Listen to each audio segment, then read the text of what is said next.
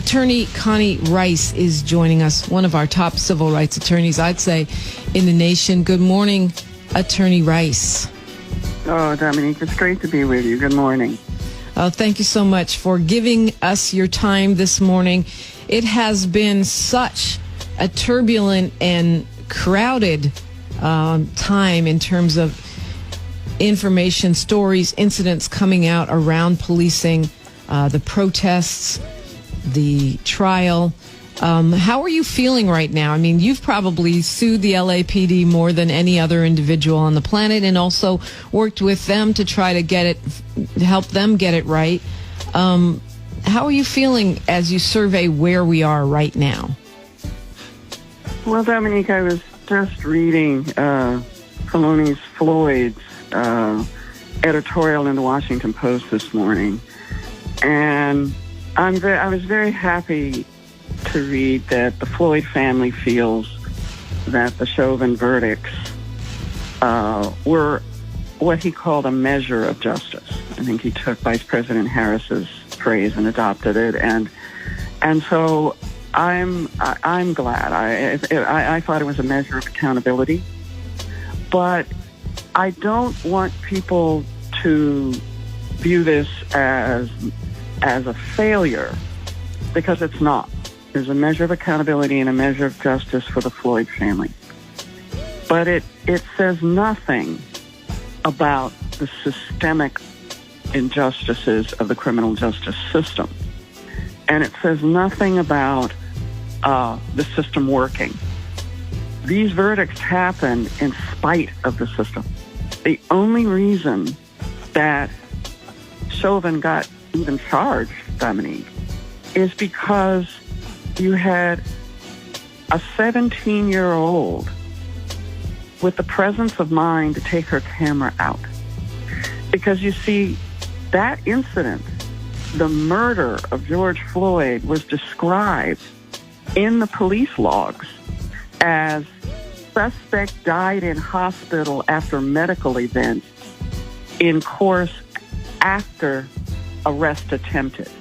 Something like that. It was attributed to a medical event that happened in a hospital. There was no mention of 9.5 minutes of a training officer's knee strangling the life out of him, who stood there on the sidewalk and begged for George Floyd's life and for that cell phone camera. So this case didn't happen because of the system. These verdicts happen in spite of the system. They happen because of the community. They happened because the Black Lives Matter revolution changed the society's eye and ear. We've been talking about these kinds of curbside executions for 100 years. But because it's the African American community's voice, it's discounted and ignored. When white America has to see it, then the physics begin to change. So at this moment, I'm feeling relieved, but undaunted, because the pathway forward is clear. The pathway forward, if all you have is the political will to make traditional mass incarceration, search and destroy, enforcement policing, which is what urban centers get. We get the policing that matches the policies of the new Jim Crow that Michelle Alexander wrote about. If you want to make that system at least constitutional and less unfair, there's a drop-down menu that you can do. If you want transformation, so that instead of search and destroy, mass incarceration, enforcement, you get holistic wraparound safety in inner cities, very poor areas where we have a spiral of despair, abandoned areas of our cities, which is where our poorest people live. If you want to make, instead of enforcement, give those communities real safety and freedom from violence, you have to transform the whole of our government. It's not just the cops. The community has to change, the police have to change, the county government has to change, because you've got to reorganize how government works. You're going to have first responders, Dominique, You've got to have a first responder team in the mental health department, in the probation department, in the violence reduction and prevention department, in the social work department, in the child. You've got to have workers who roll out at 2 a.m. to Skid Row for a mental health crisis. If you don't want cops doing that kind of work, you do it. Cops should not be doing traffic stops because they end up too much of dead black people. So you got to get a corps of civilian or other government workers to do that work. So we know the path forward depending on what there's political will to do. But I don't want people to despair. I understand why people are despairing, and I absolutely understand why folks are saying abolish the police. I get it. I'm looking at what we have the power to do. Yeah, I mean, that is the conversation, and for me, I'm not an abolitionist because I feel like if it's not actually police departments in the form that we've had them, I feel like throughout time there have been people in the role of maintaining the law in the community. The law is something I think in some measure we've always had. The problem is when the law, as you just point out, is embedded into every aspect of society in a way that is harmful to black people and Latinx people. And clearly that's the case. That's what we talk about when we say systemic racism, right? And so explain that, because I think people are throwing around the word now. It's like Black Lives Matter has educated people enough to say systemic racism, but I don't know if they really understand what that means, because I still hear these bad apple arguments. Oh, we got rid of this bad cop and now it's all good. And that's not really how it works. Yeah, the bad apples is a lot. That shows you the comfort level with it's just one bad cop. Get him out of there and everything will be okay. There are bad apples. There's no doubt about that, but it's not the bad apples. It's the entire orchard of the criminal injustice system.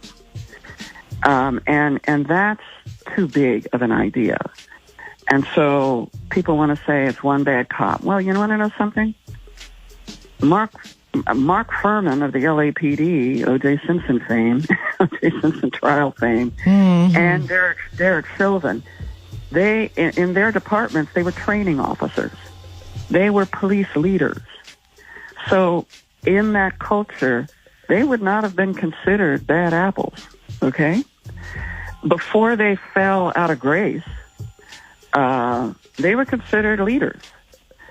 So, the bad apples theory is an interesting one to me because I don't think it's about bad apples. There are cops who are sadistic and cruel and act as jury and executioner on the street.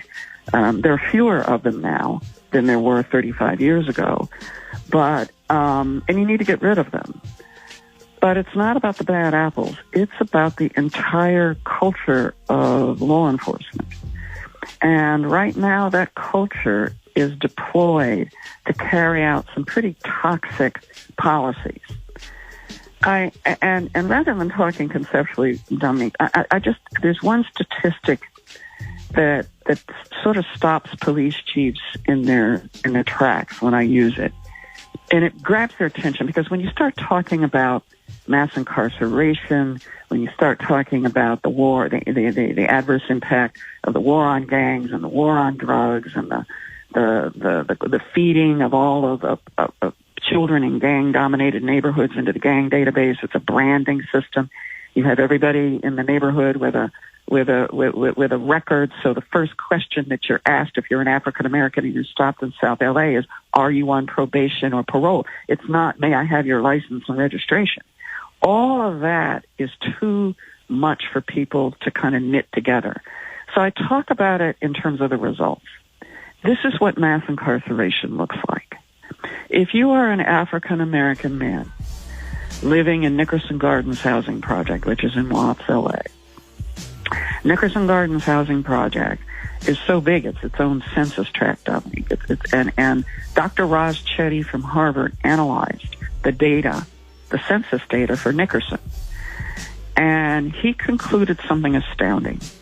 He said, if you're a black man between the ages of 18 and 30 and you live in Nick, when you leave your unit in Nickerson Gardens every day, you face a 45% chance of going to jail.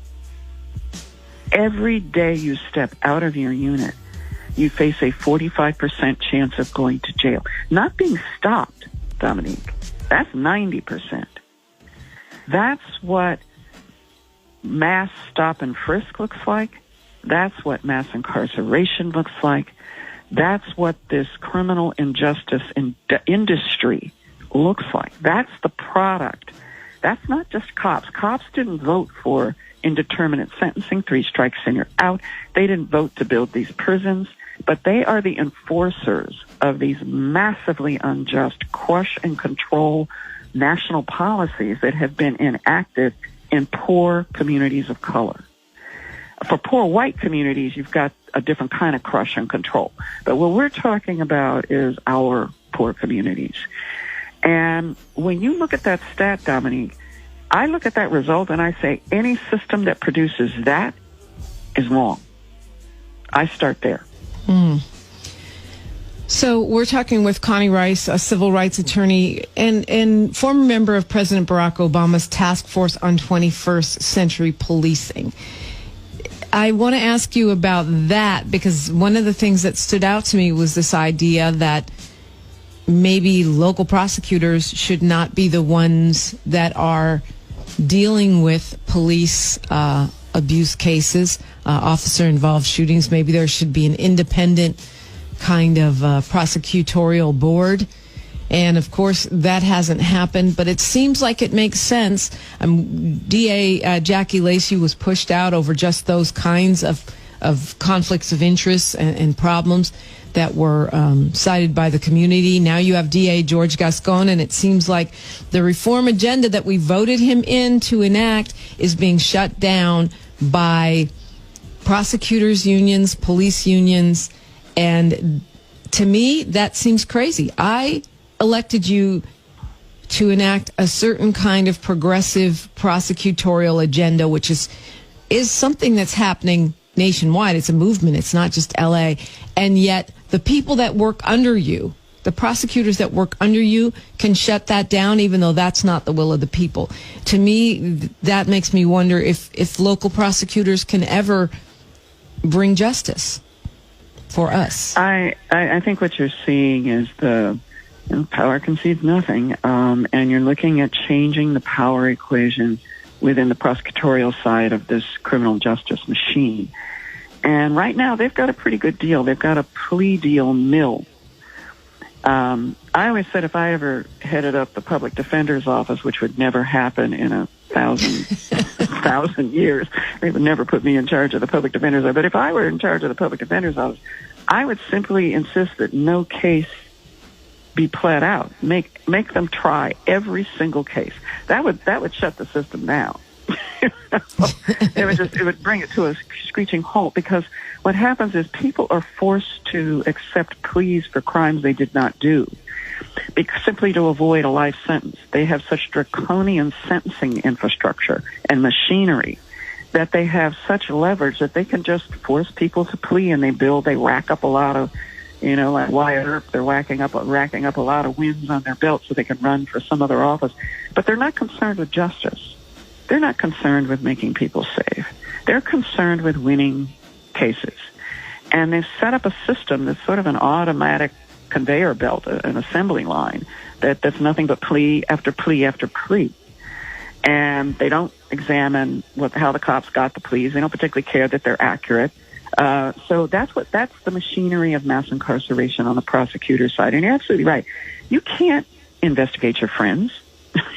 I don't think, if God forbid something happened at the radio station, you couldn't investigate Karen Slade or anybody, or Stevie Wonder or anybody else. I can't investigate my colleagues. We're friends. Yeah. Right. So prosecutors don't investigate cops.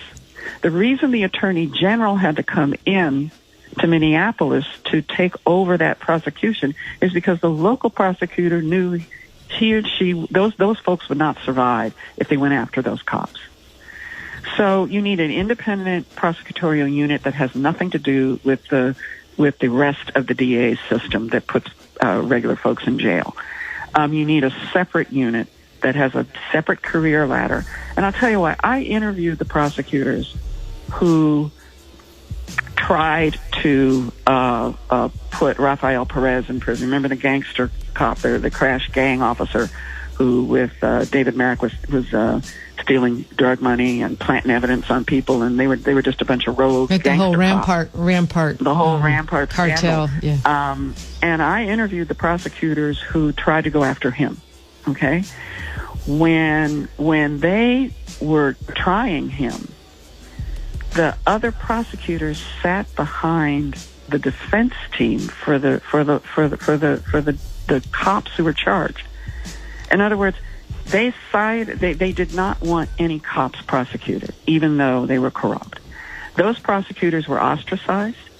One prosecutor broke down in tears, and she said they wouldn't even ride on the elevator with me. When she got on the elevator, her colleagues in the DA's office would leave the elevator because they did not want to ride in the elevator with her because she was prosecuting a cop. That's how deep the alliance is. So do you need a separate, you don't just need different prosecutors. You need a separate career path and a separate unit that reports directly to a separate body, not the elected DA. And I heard you talking a little bit earlier about unions. The thing about unions is that the police unions is that when something has that much entrenched power, you have to go at it indirectly. And if you go directly at their power and go after their status as unions, you not only will fail, you'll make them stronger. They're too entrenched. So what I would do is I would go after if you're going to run for judge, you can't accept their money. If you're going to run for any position that has to adjudicate officer misconduct, you cannot accept their money for running for that office. You can't have any. They can submit their concerns to you. They can argue their issues, but they cannot have a hold on you because they fund your campaign. You can't take PAC money from police unions. You can't take individual donations. Just cut off the corruption of the judicial elected positions. First of all, you shouldn't be electing judges, but that's another show. But as long as judges are elected, they should not be allowed to take. If DAs should not be able to take money from the police unions. So you cut it off by position is how I would look at doing it. You do need to do what Maryland did, which is scrap the Police Bill of Rights, which is an impunity juggernaut. It wraps cops in impunity. They can't be touched. Do you realize that a judge in Southern California cannot find out if an officer testifying in her court has committed perjury? That's crazy. And has lied under oath. I did not know that. Protected. That's crazy. Wow. There's a license to lie. You can't find out about the other misconduct. The pitches, the pitches system where the government is supposed to tell civil rights lawyers and other lawyers and criminal defense lawyers about a cop's background. You never get that information. It's buried. It's spread out across 15 different divisions. You can't ever get it, and it's under lock and key. And the Police Bill of Rights makes you run through a steeplechase to get through it. You got to run through 12 hurdles and then do backflips, and by that time the case is over. You never get the information, and you can't even ask. So that's crazy. You shouldn't be shielding liars. You shouldn't be shielding people who are cruel and abusive and have clearly committed assaults and batteries on people without legal authority to do so. So there are ways at going about this. Now, what we're really talking about is traditional enforcement. We're talking about the changes that still need to be made to traditional enforcement. If you want to flip the entire system to eliminate all of the systems that feed into what Michelle Alexander documents as an entire system that ends up operating as a new Jim Crow, a whole set of laws, policies, enforcement tactics and strategies that are about controlling and containing and suppressing poor communities rather than delivering safety to those communities. The whole model of public safety in the United States stems from slavery. And until people understand, containment suppression is what Europeans did to the Jewish ghettos. They put a stake, Dominique, in the Jewish ghettos, they would put a stake, a stick in the ground, and they'd put a bucket on top of it. And if anybody Jewish walked beyond that stake, it was called going beyond the pale. And if you were Jewish and you went beyond the pale, you could trigger a pogrom, which is like the way you lynch Jewish people in Europe. For us, it was always keeping the slaves on the plantation, right? You had to keep the slaves on there. It's called containment suppression policing. And so the slave patrols and the sheriffs and the Klan, Klan came later, but the forebearers of the Klan, the overseers, their job was to keep the slaves on the plantation. It wasn't to make the slaves safe. It wasn't to keep them healthy. It was to make sure they stayed on the plantation and didn't kill the slave owner. So that system, that basic paradigm, is containment suppression policing. It's not to make the community safe. It's to make other communities safe from poor communities. It's to make others safe from us, right? To make others safe at the cost of your suppression, mass incarceration. That's the design right now. And as long as we stay in that frame, we are going to be talking about what all these reports talk about, which is reforming within that system. You can make suppression containment constitutional. You can make it more proportionate. You can make it less aggressive. You can make it effective. It can reduce crime. But it's not going to deliver safety and health and well-being. That's a different agenda. That requires a whole-of-government strategy, and it's what the McCone Commission, remember the McCone Commission in 1965 after the Watts riots? The McCone Commission said you got to do two things. It's not enough to fix your police. You have to end the entrenched poverty and desperation and deprivation that we've assigned to communities we don't give a damn about. They called it the spiral of despair. Dominique, we've done nothing on the spiral of despair. It's now a vortex of desperation. So if you want transformation, you have to move to that frame. Does that make sense?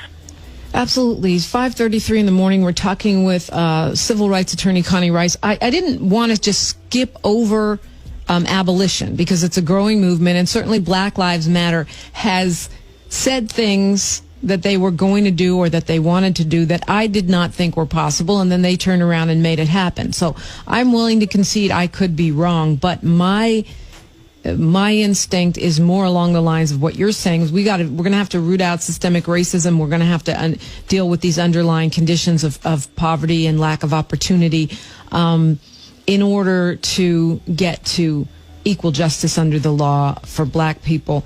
And I worry, and poor people, and I worry a lot about the impact of the Trump years in terms of all of the judges that he was able to appoint, not just on the Supreme Court, but judges across the country, and how that's going to impact our ability to get out of those, what you're describing, under Michelle Alexander's book, The New Jim Crow, as a system that continues to enforce Jim Crow legal outcomes today. What do you think about when you think about the judges and the Trump legacy in terms of how we get true change and how we really reimagine our public safety?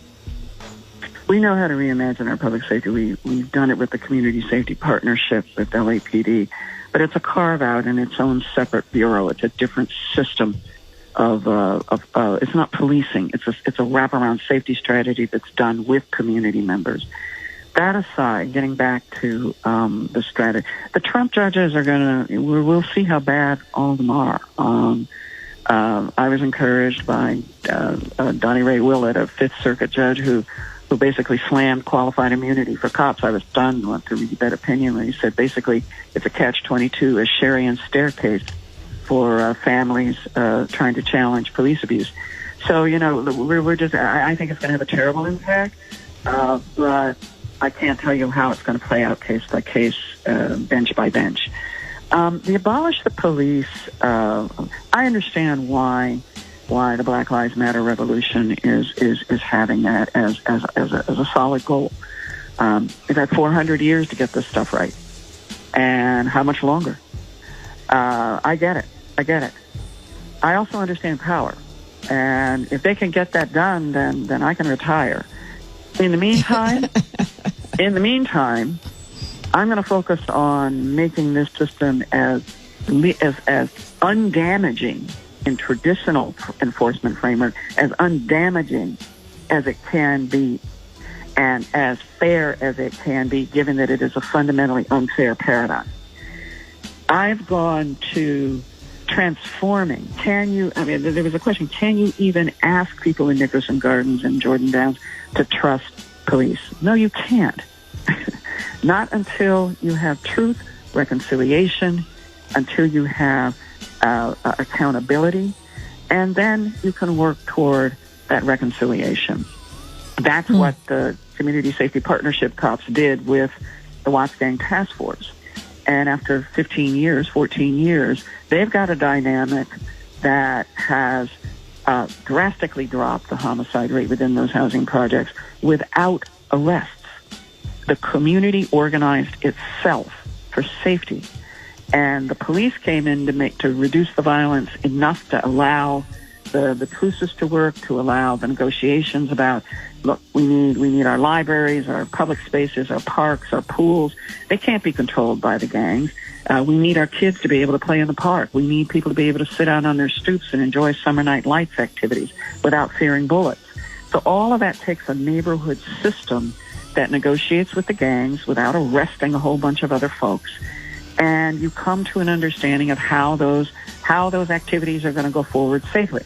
You have racial reconciliation between Latino residents, and there's a whole system of restorative justice and safety, wraparound safety and violence reduction that the community drives, with police helping.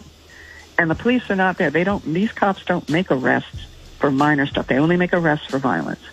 And they're there to help the community carry out its own health strategies, bringing health wagons to test for hypertension, getting bifocals for the elders, getting laptops for the kids. Health and safety go together. And you want to know something, Dominique? When you do that, the crime drops because people are beginning to see they can have a role in providing their own safety.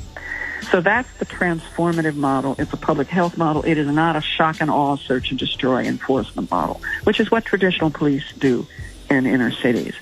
So I understand the abolish the police, but the problem with the abolish the police and defund the police, I don't call them slogans. They're more than slogans. That this is what the revolution wants, and the revolution needs to do what it needs to do. I just don't like the adverse political impact of it. My theory is you never give your opponent what he needs to defeat you. And you don't give your opponent, when you have the moral high ground, you don't give it back. You never give them anything that can, don't give them Velcro. Give them Teflon.